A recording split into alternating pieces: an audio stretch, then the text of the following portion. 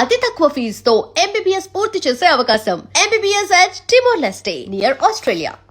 నమస్తే, welcome back to iDream media. నేను మీ ఝాన్సీ. ప్రస్తుతం మనతో గ్యాస్ట్రో సర్జన్ డాక్టర్ శ్రీమన్నారాయణ గారు ఉన్నారు ఫ్రమ్ మెడికవర్ హాస్పిటల్ నుంచి. ఫర్టింగ్ ఈ వర్డ్ మనం రెగ్యులర్గా వింటూనే ఉన్నాము. అంటే తెలుగులో గ్యాస్ ఫామ్ అవ్వడం, నలుగురిలో ఉన్నప్పుడు ఫర్ట్ చేసినప్పుడు స్మెల్ వస్తుందని కానివ్వండి, ఫుడ్ డైజెషన్ అవ్వనప్పుడు కానీ, మోషన్ ఫ్రీగా అవ్వనప్పుడు, అందరిలో కూర్చున్నప్పుడు నలుగురిలో కూర్చున్నప్పుడు ఫర్ట్ చేస్తే అందరు నవ్వుతారు, అలానే ఆపుకోవడం, ఇంకా గ్యాస్ట్రిక్ సమస్యలను పెంచుకోవడం, ఇలాంటివన్నీ జరుగుతాయి. అసలు ఒక గట్ హెల్త్ అని కూడా ఇప్పుడు అంటున్నారు. కాబట్టి మనం ఎలాంటి ఫుడ్ తీసుకోవాలి, ఎలాంటి ఫుడ్ తీసుకున్నప్పుడు ఈ ఫర్టింగ్ సమస్యలు అనేవి వస్తాయి, ఈరోజు డిస్కస్ చేద్దాము. నమస్తే సార్. సార్, జనరల్గా ఒక క్వశ్చన్ తీసుకోవడానికి కూడా అంటే ఇబ్బందిగా ఫీల్ అవుతూ ఉంటాము, తెలుగులో కానీ ఇంగ్లీష్లో కానీ. మరి నలుగురిలో ఉన్నప్పుడు ఇట్లా బాంబులు వేస్తున్నారు అంటారు, కొంతమంది సౌండ్తో చేస్తుంటారు, కొంతమంది సైలెంట్గా పబ్లిక్లో ఉన్నప్పుడు బాధపడుతూ ఉంటారు. ప్రధాన కారణం ఏంటి ఈ గ్యాస్ట్రిక్ ఫామ్ అవ్వడానికి, ఇలా బ్యాడ్ స్మెల్తో ఇట్లా ఫర్ట్ చేయడానికి? యాక్చువల్లీ అండి, మన హ్యూమన్ బీయింగ్స్లో ఉన్న మెయిన్ ప్రాబ్లం ఏంటంటే మనం జనరల్గా చేయాల్సిన దాన్ని కూడా అబ్నార్మల్గా ఫీల్ అవుతాం అనమాట. లైక్ నేను చిన్నప్పుడు ఎలా ఉంటుంది అంటే, పీరియడ్స్ వచ్చింది అనుకోండి, లేడీస్ అందరూ బయట వేరే చోట హౌస్ నుంచి బయటకు వెళ్ళి పడుకోవడము, దేవుడి గదికి రాకపోవడము, అది జనరల్ ప్రాసెస్. యాక్చువల్గా యూరిన్కి ఎలా వెళ్తాము, మోషన్కి ఎలా వెళ్తాము అనేది, స్వెట్టింగ్కి ఎలా వెళ్తాము, సేమ్ అంతే. పీరియడ్స్ కూడా వెళ్ళటం అనేది కామన్. అట్లాగే ఈ ఫార్టింగ్ ఏంటి అంటే, మీరు సర్జరీ అయిపోయిన తర్వాత, సపోజ్ నేను గ్యాస్ట్రో సర్జన్, సర్జరీ అయిపోయిన తర్వాత నేను పేషెంట్ని అడిగే ఫస్ట్ క్వశ్చనే, బాబు కింద నుంచి గ్యాస్ పోతుందా అంటే. అంత ఇంపార్టెంట్ యాక్చువల్గా. కానీ అదే గ్యాస్ మనం అందరూ పబ్లిక్లో ఉన్నప్పుడు అయితే కింద నుంచి పాస్ చేస్తే, మనం పాస్ చేయడానికి ఇబ్బంది పడతాము, మనం ఏదో పెద్ద తప్పు చేసేసినట్టు ఆ ఎదుటిన్న అతను కూడా నవ్వటం మొదలు పెడతారు. ప్రాబ్లం ఏంటంటే, ఎదుటిన్నాడు నవ్వటం మొదలు పెట్టినప్పుడే మనం షైగా ఫీల్ అవుతాం. యాక్చువల్గా that is the general process. మీరు నోట్లోంచి, మీరు ముక్కులోంచి గాలి తీసుకుంటున్నారు కదా, ఎక్కడికి పోవాలి? అది కింద నుంచే రావాలి కదా, ఎక్కడికి పోతుంది అది? సేమ్ అదే కాన్సెప్ట్ కదా. సో అంత కామన్ దాన్ని మనం చాలా అబ్నార్మల్గా చేసి, ప్రాబ్లం ఎక్కడ వస్తుంది అంటే, సపోజ్ ఆయన కంప్లీట్గా గ్యాస్ పాస్ చేయలేదు అనుకోండి, ఆ గ్యాస్ మొత్తం లోపల అక్యుములేట్ అయిపోతుంది. అక్యుములేట్ అయిపోయి పెథలాజికల్ బ్యాక్టీరియాస్ రైజ్ అవుతాయి. దాన్నే పాష్ వర్డ్ ఈజ్ గట్ హెల్త్ అనమాట.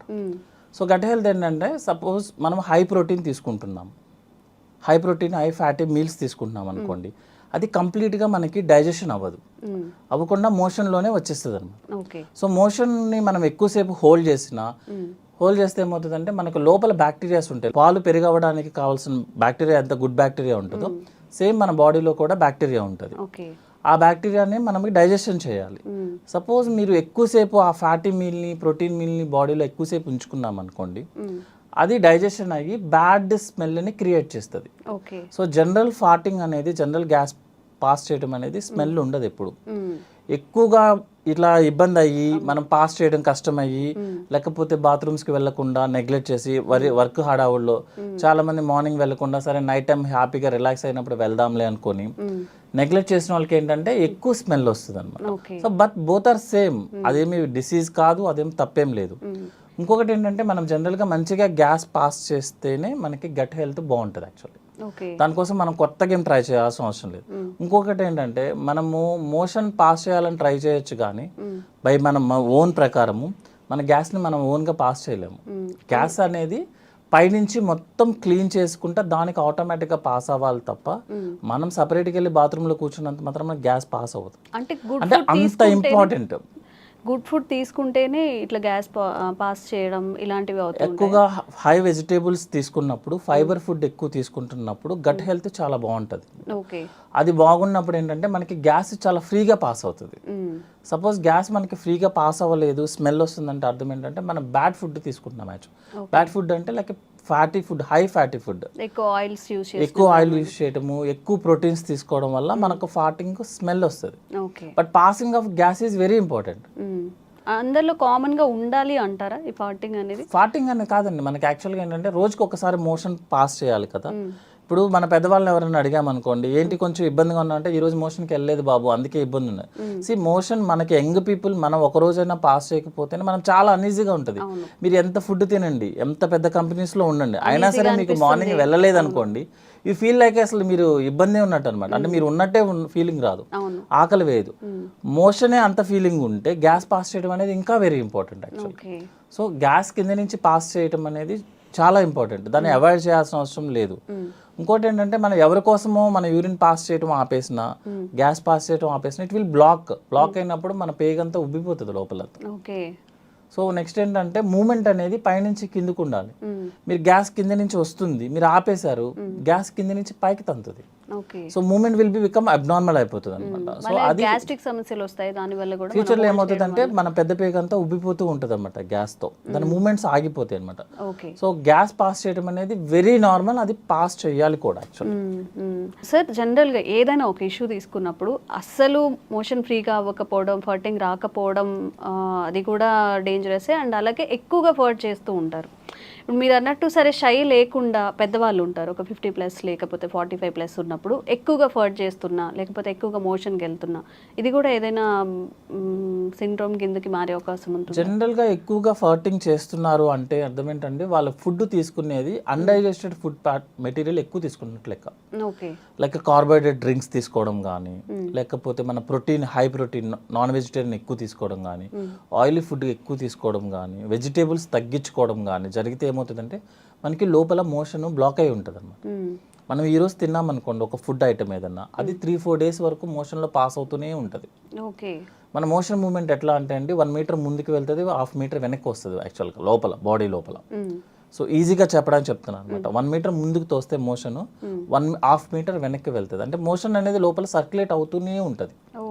సో మంచి ఫుడ్ తీసుకోకపోతే, లైక్ బ్యాలెన్స్డ్ డైట్ అంటాం, అంటే హై ఫైబర్స్ తీసుకోకపోతే, వాటర్ తాగకపోతే, ప్రోటీన్ ఎక్కువ తీసుకున్నా, ఆయిల్ ఎక్కువ తీసుకున్నా మోషన్ మూమెంట్ ఉండదు. ఆ మోషన్ మూమెంట్ ఉండకపోవడం వల్ల లోపల ఉన్న బ్యాక్టీరియా మోషన్ని మెటబలైజ్ చేస్తుంది, చేసి గ్యాస్ని రిలీజ్ చేస్తుంది, ఎక్కువ రిలీజ్ చేస్తుంది. దానివల్ల ఎక్కువ ఫార్టింగ్ చేస్తున్నాడు తను. అంతేగాని అది హెల్దీ అంటారా? అది అన్హెల్దీయేనా? అది అన్హెల్దీ అండి. ఎక్కువ ఫార్టింగ్ చేయడం అనేది అన్హెల్దీ. ఓకే. రెగ్యులర్గా ఫార్టింగ్ చేయడం అనేది నార్మల్, హెల్దీ, వెరీ హెల్దీ. ఎందుకు ఎక్కువ సార్లు ఎందుకు పాస్ చేస్తున్నాడు అంటే this is the reason, motion లోపల బ్లాక్ ఎక్కువ అయిపోతుంది దానికి. తను చెప్తాడు లేదు నేను రోజు మోషన్కి వెళ్తానని చెప్తాడు యాక్చువల్గా. అంటే మోషన్ ఎంత వెళ్తున్నారు అనేది ఎవరు చెప్పలేరు యాక్చువల్గా, ఎవరు చూసుకోకూడదు. క్లీన్ అవ్వట్లేదు యాక్చువల్గా, అంటే ఉండాల్సిన మోషన్ అంతా క్లీన్ అవ్వట్లేదు లోపలికి, అందువల్ల గ్యాస్ ఎక్కువ పాస్ చేస్తున్నాడు, స్మెల్ కూడా వస్తుంది అనమాట. అండ్ ఒక్కొక్కరిలో అసలు ఫర్టింగ్ ఏ ఉండదు అండ్ రెగ్యులర్గా మోషన్కి వెళ్తూ ఉంటామని చెప్తున్నారు. మీరేమో డైలీ ఫర్ట్ చేస్తేనే, అంటే రెగ్యులర్గా ఫర్ట్ చేసేది హెల్దీ అని చెప్తున్నారు. మరి ఇట్లా అస్సలు ఫర్టింగ్ రాకుండా అలా కూడా? యాక్చువల్గా మేడం ఫర్టింగ్ చేయటం అనేది మన చేతుల్లో ఉండదు. ఫుడ్ అంటారా? కాదు. అంటే ఇక్కడ ఏంటంటే కింద నుంచి గ్యాస్ పోవడం అనేది మన చేతుల్లో ఉండదు. పైనుంచి ఇంటెస్టైన్ గ్యాస్ని మూమెంట్ కిందకి తీసుకొస్తేనే మనకి గ్యాస్ వస్తుంది. మీకు 40-50% పేషెంట్స్ వాళ్ళకి గ్యాస్ పాస్ చేయడం అంటే కూడా తెలియదు వాళ్ళకి. యాక్చువల్లీ వెళ్తూ ఉంటుంది, వాళ్ళకి తెలియదు. అదొకటి అంటే మోషన్ అందరూ కాన్సన్ట్రేట్ చేసేది ఏంటి, మోషన్ పాస్ చేసామా లేదా అని చూస్తారు యాక్చువల్గా. సో మనం పేషెంట్స్ వాళ్ళని క్లియర్గా అడిగామనుకోండి, ఏమన్నా మీరు కింద నుంచి గ్యాస్ పాస్ చేస్తున్నారు అనుకుని షై ఫీలింగ్తో కూడా లేదండి మాకు అలాంటివి తెలియదండి అని అంటారు. యాక్చువల్గా గ్యాస్ పాస్ అవుతూనే ఉంటుంది, అది మనం నోటీస్ చేయమంతే. ఎప్పుడు నోటీస్ చేస్తామంటే స్మెల్ వచ్చినప్పుడు, సౌండ్ వచ్చినప్పుడు యాక్చువల్గా మనం నోటీస్ చేసేది. స్మెల్ ఎక్కువ వచ్చినా, సౌండ్ ఎక్కువ వచ్చినా, ఇంకొకటి చెప్పమంటారా, మోషన్ స్మెల్ ఎక్కువ వచ్చినా కూడా ప్రాబ్లం యాక్చువల్గా. జనరల్గా చూసుకుంటే 70-80% వాళ్ళకి మోషన్ అంత స్మెల్ రాదు, కొంతమందికి మరీ చాలా ఎక్కువ స్మెల్ వస్తుంది. అర్థం ఏంటంటే లోపల మోషన్ స్టక్ అవుతుంది, అంటే రెగ్యులర్గా పాస్ అవ్వాల్సిన మోషన్ పాస్ అవ్వట్లేదు అని అర్థం. 2-3 days అలా ఉండిపోవడం వల్ల ఎక్కువ స్మెల్ వస్తుంది అనమాట. సో గ్యాస్ పాస్ చేయడం అనేది హెల్దీ, కానీ ఎక్కువ ఫార్ట్ చేయడం అనేది, ఎక్కువ స్మెల్ రావడం అనేది అన్హెల్దీ. అంటే మోషన్ బ్లాక్ అవుతుంది, అంతకుమించి వేరే ప్రాబ్లం ఏం కాదు. ఓకే. అండ్ యావరేజ్గా పర్ డేకి ఎన్నిసార్లు మోషన్కి వెళ్తే మంచిది? కొంతమంది పదే తిన్న వెంటనే ఇమీడియట్గా టిఫిన్ చేసినా, అసలు ఏమైనా తిన్నా కానీ వెంటనే మోషన్కి వెళ్ళిపోతూ ఉంటారు. ఇది కరెక్టే అంటారు? ఇది మంచిదేనా? అసలు పర్ డేకి ఎన్నిసార్లు మోషన్ అయితే మంచిది అంటారు? జనరల్గా అండి మా దాంట్లో ఫార్ములా టైప్లో ఉంటాయి అనమాట. యాక్చువల్ డెఫినేషన్ ఆఫ్ కాన్స్టిపేషన్ అన్న వర్డ్ యూజ్ చేస్తే రోజుకి ఒకసారి లేకపోతే మినిమం 2 daysకి ఒకసారి, దట్ ఈస్ నార్మల్. ఓకే. అంటే వారంలో 3 times మోషన్ పాస్ చేయడం అనేది నార్మల్. ఒక్కసారి అలా కాకుండా కొంతమంది పేషెంట్స్ ఏంటంటే మోర్ దాన్ 2 days కనుక టైం తీసుకున్నా, లేకపోతే మోషన్ పాస్ చేయడానికి మోర్ దాన్ 5 minutes టైం తీసుకున్నా, దట్ ఈస్ కాన్స్టిపేషన్. అంతే తప్పించి రోజు వెళ్ళాల్సిన అవసరం లేదు. ఎవ్రీ ఆల్టర్నేట్ డే వెళ్ళినా దట్ ఈస్ నార్మల్. నార్మల్గా మనం రెగ్యులర్గా చూసుకునే లెక్క అయితే. అట్లా కాకుండా ఎక్కువ సార్లు వెళ్తున్నాడు ఒక పేషెంట్, అతన్ని మనం హిస్టరీ అడగడం ఇంపార్టెంట్ అనమాట యాక్చువల్లీ. అంటే కొంతమందికి హ్యాబిట్ ఉంటుంది, జస్ట్ వెళ్ళి కూర్చుంటారు, ఏమి ఉండదు అనమాట. పర్సనల్ వర్క్ కోసమో ఫోన్ మాట్లాడుకోవడానికో వెళ్ళేసి కూర్చుంటారు, ఏం చేయరు అన్నట్టు. కొంతమంది డిసీజ్ ప్రాబ్లమ్ ఉన్న వాళ్ళు ఏంటంటే ఐబిఎస్ అంటాము, ఇరిటబుల్ బవల్ సిండ్రోమ్. వాళ్ళు ఏం చేస్తారంటే అన్నం ప్లేట్ తినంగానే ప్లేట్ అక్కడ పడేసి పరిగెత్తుతారు. చాలా మందిని చూస్తాం. అదేంటంటే మీకు చిన్నప్పుడు గుర్తుంటే పిల్లలకి పాలు పట్టంగానే మోషన్ పాస్ చేస్తారు, దాన్ని గ్యాస్ట్రోకోలిక్ రిఫ్లెక్స్ అంటారు యాక్చువల్ అనమాట.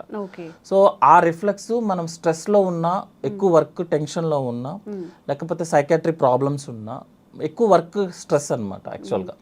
దిస్ వైట్ కాలర్ ఎంప్లాయీస్ ఉంటారు కదా, కనిపించిన స్ట్రెస్ ఉంటుంది, బయటికి సూటుబూటు ఉంటాము, బట్ మైండ్ అంతా స్ట్రెస్లోనే ఉంటారు, వాళ్ళకి ఎక్కువ వస్తుంది అనమాట. వాళ్ళు ఏంటంటే ఫిజికల్ యాక్టివిటీ తక్కువ, బ్రెయిన్ యాక్టివిటీ ఎక్కువ.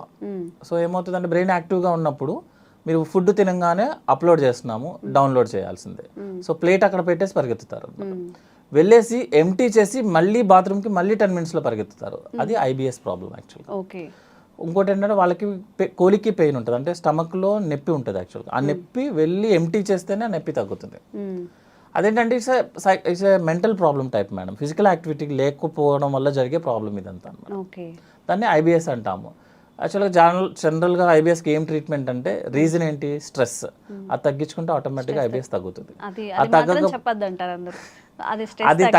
అది తగ్గకపోతే మీరు ఎన్ని మెడిసిన్స్ వాడండి, ఎన్ని కొలనోస్కోపీలు చేయించుకోండి, మీరు ఏమైనా చేయండి, సైకాట్రిస్ట్ దగ్గరికి వెళ్ళి ఎంత ఖర్చు పెట్టండి, మీకు ఆ ప్రాబ్లం తగ్గదు. ఎందుకంటే ప్రాబ్లం వచ్చింది దేనివల్ల, మెంటల్ యాక్టివిటీ, స్ట్రెస్ ఎక్కువ అవడం వల్ల. మీరు అది తగ్గించుకోకపోతే ఈ ప్రాబ్లం తగ్గదు. మీరు చాలా మంది చెప్తారు ఇన్ని కొలనోస్కోపీలు చేసాం సార్ ఏమీ కనిపించలేదంటే, ఏమీ కనిపించదు. దానివల్ల కొన్ని కండిషన్స్ ఉంటాయండి యాక్చువల్గా. టెస్టుల్లో ఏవి కనిపించకపోతేనే దాన్ని ఆ ప్రాబ్లం అంటారు.